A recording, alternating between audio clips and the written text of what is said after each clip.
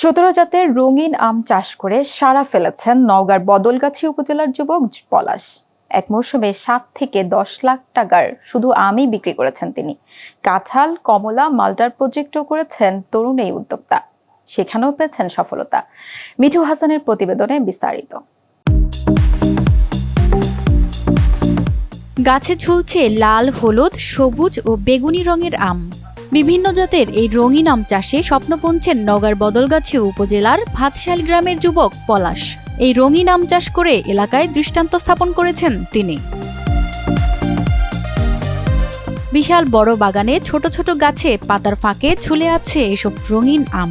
মূলত America, Thailand, Japan ও China জাতের Taiwan red, American Palmer, Ambika সহ ১৭ জাতের রঙিন আম চাষ করেছেন তিনি। বাহিরের কয়েকটা জাত নিয়ে আমি কাজ করতেছি, সেটা হচ্ছে রঙিন যে আমগুলা, সেগুলো হচ্ছে তাইওয়ান রেড আছে, আমেরিকান পালমার আছে, আপনার হচ্ছে কিং অফ চাকাপাত, তারপর চিয়াংমাই, বিভিন্ন দেশের আমগুলা নিয়ে আমরা কাজ করতেছি। পলাশ হোসেন জানান, চাকরির পাশাপাশি প্রথমে ইউটিউব দেখে বিদেশি জাতের রঙিন আম চাষে আগ্রহী হয়েছিলেন তিনি। শুরুতে ছোট পরিসরে কয়েকটি বিদেশি জাতের চারা রোপণ করেছিলেন, আর এখন এক মৌসুমে ৭ থেকে ১০ লাখ টাকার আম বিক্রির আশা করছেন তিনি। আমি মোহাম্মদ পলাশ হোসেন। আমি মূলত একটা কোম্পানিতে জব করতাম, দীর্ঘদিন জব করতাম। জবের পাশাপাশি ব্যতিক্রম কিছু করার চিন্তা ভাবনা করতাম আমি।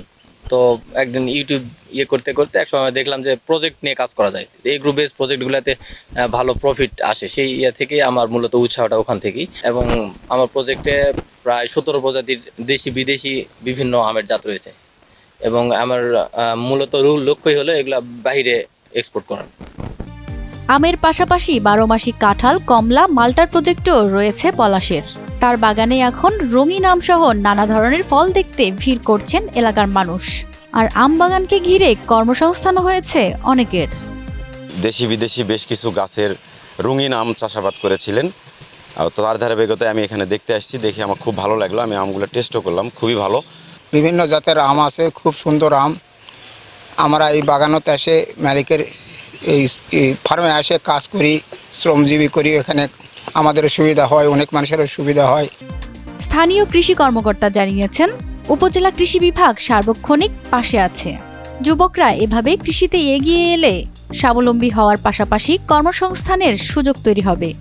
আমি আশা করব পলাশ হোসেন মতো আরও কৃষক, আমাদের যারা আম চাষি আছেন, আধুনিক যে আমের জাতগুলো তাদের বাগানে আবাদ করবেন, এবং এখান থেকে আমাদের যারা রপ্তানিকারক আছেন, রপ্তানিকারকদের সাথে সমন্বয় ঘটানোর মাধ্যমে আপনাদের আমটা বিক্রয়ে আরও সহজসাধ্য হবে, এবং আপনার নির্দিষ্ট দাম প্রাপ্তিতে আপনার যে সুযোগটা আরও সৃষ্টি হবে। তো আমরা কৃষি সম্প্রসারণ অধিদপ্তর থেকে আমাদের সম্মানিত আম চাষি ভাইদেরকে অনুরোধ করব, আপনারা আপনাদের যে রপ্তানিকারকদের যে নির্দেশনা, আম গ্রহণের যে নির্দেশনা, এই নির্দেশনা অনুযায়ী আপনাদের যে আম বাগানটায় আপনাদের উত্তম কৃষি চর্চা পদ্ধতিটা অবলম্বন করবেন।